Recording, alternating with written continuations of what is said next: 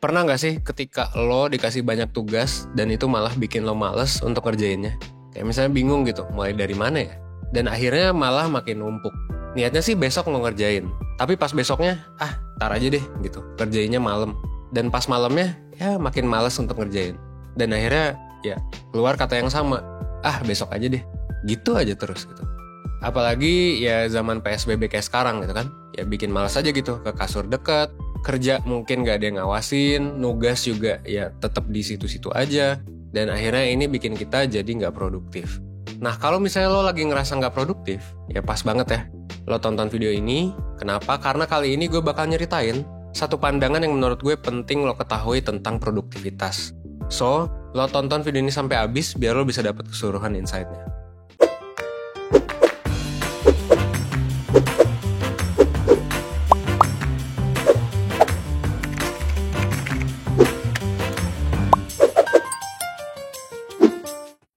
Well, sumber pembahasan kali ini gue ambil dari buku The Power of When. Nah, di buku ini, penulisnya nyeritain konsep tentang produktivitas, namanya adalah sleep chronotype. Pengertian dari chronotype itu sendiri sebenarnya adalah konsep yang ngebahas tentang siklus sirkadian, gitu alias ya siklus tidur. Intinya konsep yang ngebahas waktu produktif seseorang, bisa pagi hari, bisa juga sore atau malam hari. Nah, masing-masing dari kita udah punya pola alami ini, tapi kapan terjadinya siklus inilah yang bisa beda buat masing-masing orang. Ada yang produktif di waktu siang dan menjelang dini hari, ada juga yang produktif di pagi hari dan malam sebelum tidur. Terus kenapa siklus ini beda buat setiap orang? Well, chronotype ini diatur sama gen yang namanya adalah period gene. Yang ini sebenarnya mengatur waktu produktif loh, gitu, secara genetik. Nah, berdasarkan praktek dan penelitian selama bertahun-tahun, buku The Power of When ini ngasih tahu bahwa ada 4 jenis chronotype dasar. Yang pertama adalah the bear. Mayoritas populasi manusia memiliki chronotype ini. Nah, orang dengan chronotype the bear itu waktu tidur dan bangunnya ngikutin siklus matahari. Bangun pagi dan tidur malam gitu. Ya normal aja gitu. Bangun jam 5 atau jam 6, tidur jam 10 atau 11. Dan waktu produktifnya pun mengikuti dari pagi sampai siang atau malam sebelum tidur. Nah, chronotype yang kedua itu the lion gitu. Bangunnya subuh banget, kayak misalnya jam 3 atau 4, dan nanti tidurnya juga cepet. Jam 8 atau 9 udah ngantuk gitu. Nah, waktu paling produktif untuk orang chronotype the lion ini adalah pagi sampai sore. Nah, yang ketiga adalah the wolves.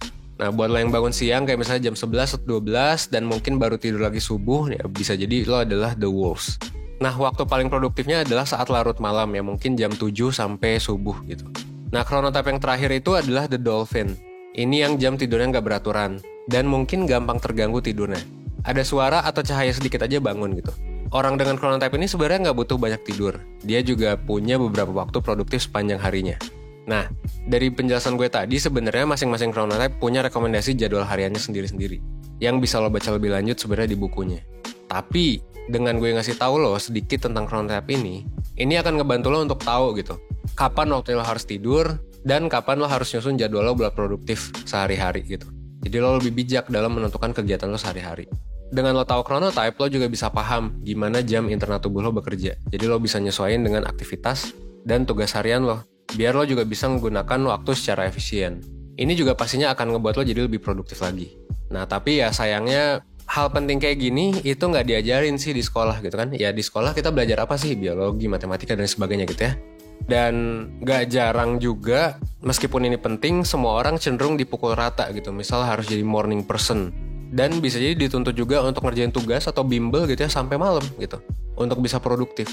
Nah, sekarang mungkin pertanyaannya adalah gimana kalau lo dolphin dan wolves gitu ya di tempat kerja yang masuk pagi, atau sebaliknya bear dan lion harus kerja malam-malam gitu, lembur ketika lo udah ngantuk. Nah, tenang aja sebenarnya, ya semua pasti bisa dilakuin, ya berproses aja. Kalau lo terlahir sebagai lion ya secara alami lo mungkin susah untuk begadang, nggak kayak wolves yang memang dasarnya jago begadang. Tapi bukan berarti mustahil buat lo untuk begadang buat ngejar deadline. Ada beberapa hal kayak misalnya waktu makan, olahraga, dan masuknya kafein yang bisa lo atur. Kayak misalnya lo nyalain lampu terang-terang biar lo tetap melek, itu juga bisa. Dan yang lo harus garis bawahi adalah setiap chronotype itu bisa ngebuat peningkatan dalam hidupnya dan produktivitas. Jadi lo bisa mengoptimize waktu lo supaya bisa jadi produktif. Dan bahkan sampai ke pilihan karir, bisa lo sesuaiin dengan jam produktif lo gitu. Kalau misalnya chronotype lo dolphin, ya cari pekerjaan yang lebih fleksibel. Begitupun buat chronotype yang lain.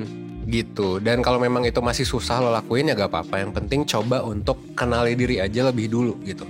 Dengan lo mengenali dan memahami diri lo lebih dalam, ya lo bisa kenal sleep chronotype lo dan pada akhirnya lo bisa jadi sosok yang produktif. Dan pastinya sesuai sama diri lo. Tapi ya kalau misalnya lo merasa nih belum memahami diri, belum tahu karir gue tuh kemana, belum tahu gue tuh kayak gimana, gue tuh masalahnya apa. Nah saran gue sih lo coba layanan 1%, yaitu konsultasi bareng mentor. Kenapa konsultasi bareng mentor? Well, ya karena di layanan ini lo bisa cerita tentang masalah produktivitas lo atau masalah apapun gitu yang lain yang berkaitan sama kehidupan. Setelah lebih dari setahun berdiri, kasus-kasus yang datang ke 1% itu banyak gitu. Dan biasanya gue sebagai mentor, gue banyak menangani ya itu ya masalah produktivitas yang berkaitan sama ya masalah psikologis. Dan memang biasanya kadang orang tuh suka gak nyadar masalahnya apa. Dan orang butuh curhat gitu supaya lebih lega. Nah karena itulah menurut gue setiap orang tuh butuh orang yang memang bakal ngedengerin, yang bakal sesuai dan paham sama masalah yang lagi lo alami gitu. Biar lo bisa dapat solusi juga dari sana gitu ya. Dan selain itu, kalau misalnya lo ikut layanan konsultasi, lo bakalan kebantu dalam menganalisis sebenarnya sehari-hari tuh lo kayak gimana gitu. Dan bakal ya dibantu untuk ngatur gimana caranya biar hidup bisa lebih sehat dan produktif. Dan di layanan konsultasi bareng mentor juga lo gak cuma curhat doang, gak cuma konsultasi doang, tapi juga ada psikotesnya. Jadi ada tes minat karir, ada tes kesehatan umum dan tes tingkat stres. Ada juga tes kepribadian gitu, biar lo bisa kenal sama diri lo sendiri gitu sih. Jadi ya udah, kalau misalnya lo tertarik atau lo pengen tahu lebih lanjut, silakan langsung aja kunjungi 1%.net atau bisa langsung klik link yang udah gue taruh di description.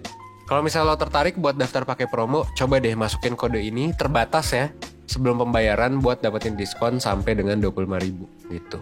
Akhir kata, semoga satu video sebelum tidur ini bisa ngebuat lo semakin produktif dan bisa ngebantu lo untuk belajar dan berkembang seenggaknya 1% setiap harinya. Well, gue Evan dari 1%, ya gue tunggu lo di layanan konsultasi bareng mentor 1%, oke? Thanks.